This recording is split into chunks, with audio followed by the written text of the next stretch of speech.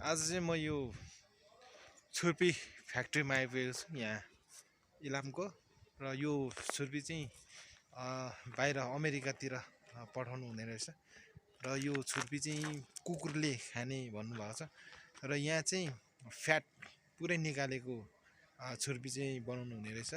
र यो सानो एउटा यो छुर्पी कम्पनीभित्र एउटा फ्याक्ट्रीभित्र चाहिँ म तपाईँहरूलाई सानो दृश्य देखाउन गइरहेको छु।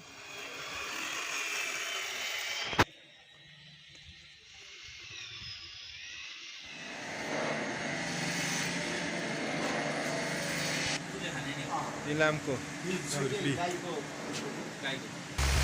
यो छुर्पी चाहिँ कुकुरले खाने अरे।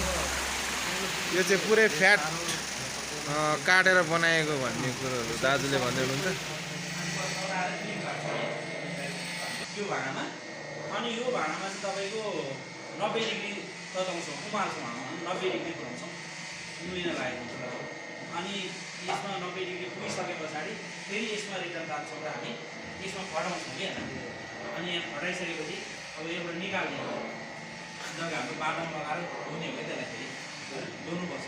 अनि धोएर तपाईँको 4 चोटि जलको धोए पछाडि रसोई हो त्यस्तै भनिन्छ। अनि चाहिँ पछाडि हुँदा चाहिँ देखिन्छ 2 घन्टा पछाडि। अनि तपाईँको अब त्यति गरिसकेपछि त्यसलाई फेरि तपाईँको धुनमा हामी 4 चोटि अनि फेरि यही भाँडो लगाएर पकाउँछौँ।